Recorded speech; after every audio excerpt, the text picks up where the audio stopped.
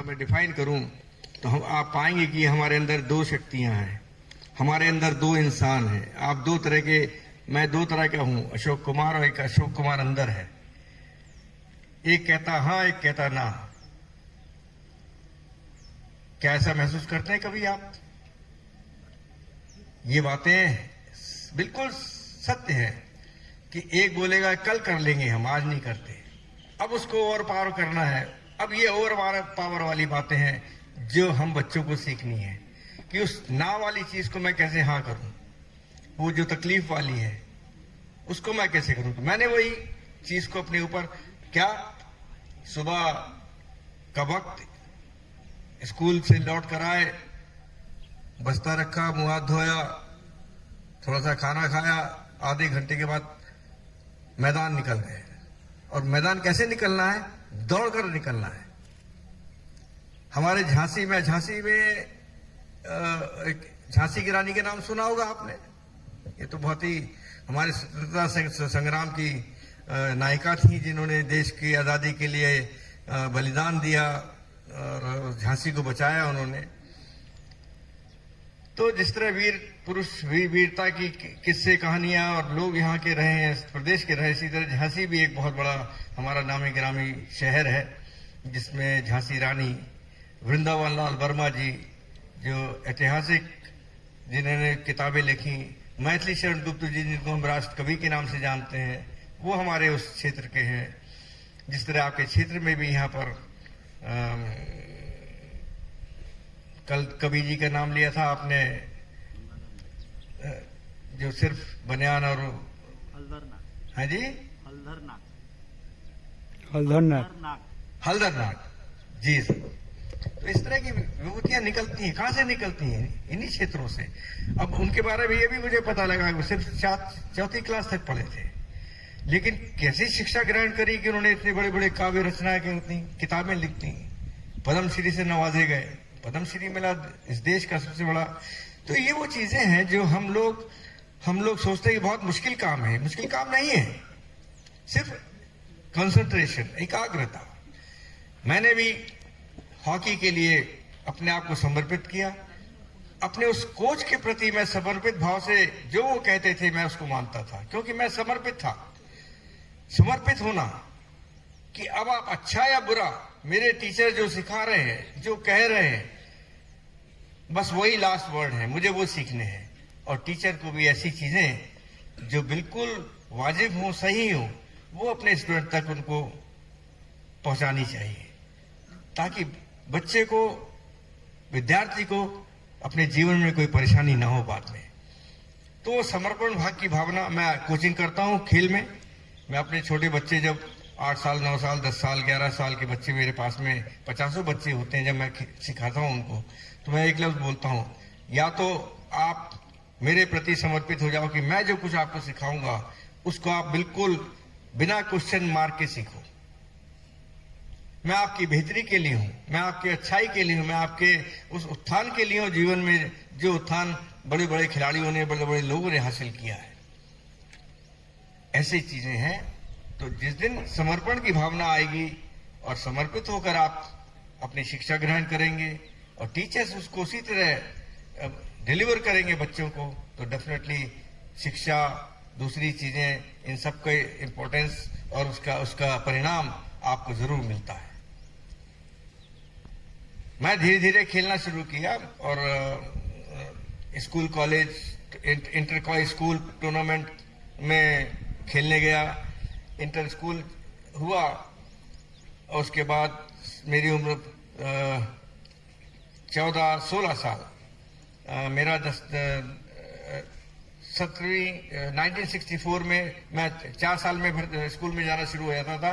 वो एजी क्लास या वो सब प्राइम क्या बोलते हैं, नर्सरी वगैरह नहीं थी। तो मैं 18 साल का था जब मैंने 10वीं क्लास पास करी। 16 साल का था मैं, 15 या 16 साल का, तो मैंने 1964 में 10वीं पास करी।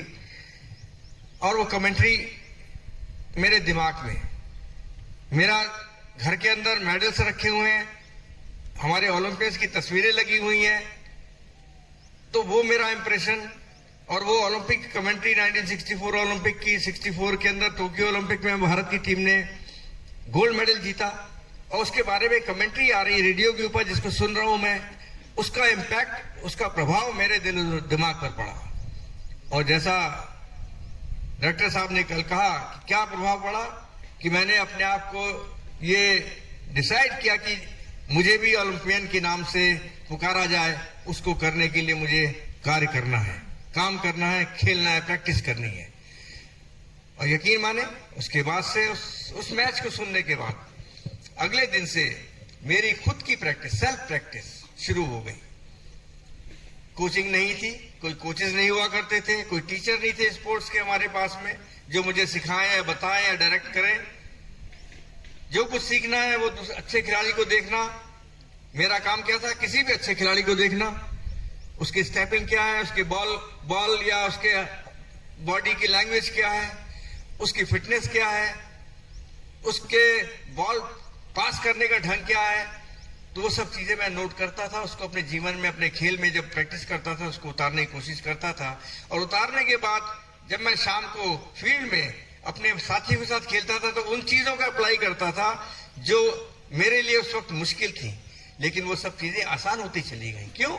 वो प्रैक्टिस जो मेरी थी, छत के ऊपर पत्थर रखने, उनके बीच से अपने बॉडी के मूवमेंट फास्ट करने, एकदम से टर्न करना, ये सब चीजें मैं अपने 15 साल 16 साल की उम्र में मैंने हासिल कर ली।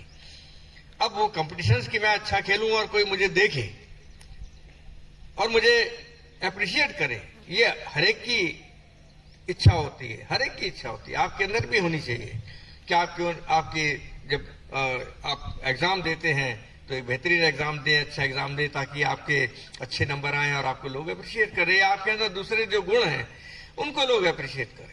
तो मैं चाहता था कि जब मैं खेलूं तो मुझे देखने वाले लोग हों, ताली बजाने वाले लोग हों। ये चीजें आती हैं, ये ह्यूमन नेचर है। मैं एक ऑल इंडिया टूर्नामेंट खेलने गया था, मुझे याद है। उसके बाद मैंने पास किया इंटर झांसी से, इंटर कॉमर्स में पास किया। मेरे पास कोई सेकंड रास्ता नहीं था कि मैं झांसी में बीकॉम के लिए वहां पर रहता, क्योंकि बीकॉम का वहां पर कोई सिस्टम ही नहीं था उस टाइम। कॉमर्स जो है इतनी पॉपुलर या वो नहीं थी, तो कॉलेज ही नहीं था इंटर के बाद। तो मुझे जाना पड़ा कोटा राजस्थान में। वहां कोटा कॉलेज जो एक हेरिटेज कॉलेज, बहुत ही खूबसूरत कॉलेज, उसकी बिल्डिंग आज भी जब मैं देखता हूं तो मेरे को वो दिन याद आते हैं। मैं जाता हूं कोटा तो मैं उस कॉलेज में जरूर जाता हूं, उसकी बिल्डिंग को देखता हूं जहां मैंने अपने जीवन के 3 साल गुजारे। वो 3 साल मेरे लिए बहुत महत्वपूर्ण है। उस यूनिवर्सिटी के वो 3 साल मेरे लिए बहुत महत्वपूर्ण रहे, जिसने मुझे आज यहां तक पहुंचाया है। मुझे उसी तरह का एटमॉस्फेयर जो मैं खेलता था झांसी में, मुझे उसी तरह का एटमॉस्फेयर कोटा में मिला, कोटा कॉलेज में और कोटा रेलवे इंस्टीट्यूट जो मेरे घर के करीब ही था। शाम को हमको उस इंस्टीट्यूट में खेलने की प्रैक्टिस और दिन में कॉलेज के उस ग्राउंड के ऊपर टूर्नामेंट खेलने का अवसर मिला।